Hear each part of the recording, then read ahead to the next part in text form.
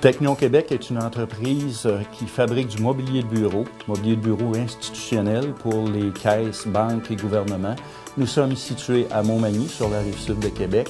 Nous comptons environ 125 à 130 employés, faisons partie d'un groupe de 5 usines sur la rive-sud de Québec, en Chaudière-Appalaches. Nous fabriquons des panneaux séparateurs et utilisons beaucoup de tissus, des rouleaux assez volumineux.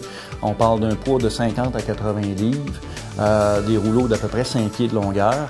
Ces rouleaux-là devaient être manipulés sur une base quotidienne par les employés et placés dans des étagères à bonne hauteur. Donc, on devait utiliser des escamobiles pour les atteindre, ce qui amenait les gens à manipuler ces charges-là, et puis les risques de blessures étaient quand même importants, considérant la dimension et la charge. Auparavant, c'est chaque personne qui coupait qui allait chercher son tissu.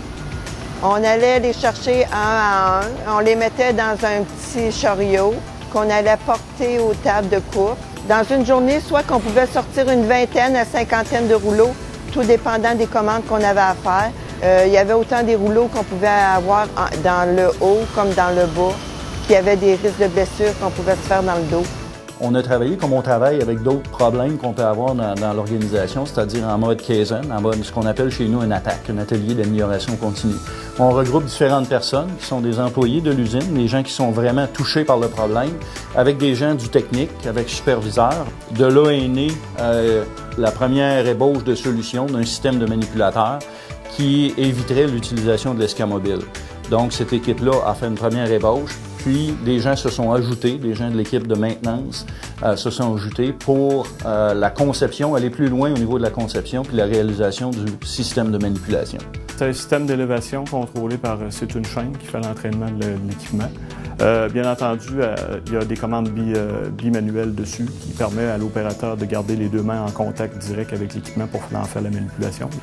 Les contrôles d'élévation sont arrêtés par, on appelle ça des limit switch, qui nous permet de dire on contrôle la hauteur et la courbe descendante du produit. On a aussi un contrôle qui est en fonction de la charge sur l'équipement, qui nous permet de contrôler la résistance, c'est-à-dire qu'un rouleau de 200 livres, exemple, ne pourrait pas être levé par l'équipement. La raison est qu'on ne veut pas avoir de zone de coincement. Aujourd'hui, il y a seulement une personne qui prend le manipulateur. On n'a même plus besoin de forcer et ça se fait tout seul. Aujourd'hui, on est très fiers, on s'en passera pas. Ça a été une belle réussite puisqu'on a eu des contacts avec des usines sœurs à Toronto qui sont venus visiter, qui ont demandé des informations pour implanter exactement la même solution dans leurs installations en Ontario. Donc, c'est une belle preuve aussi de succès.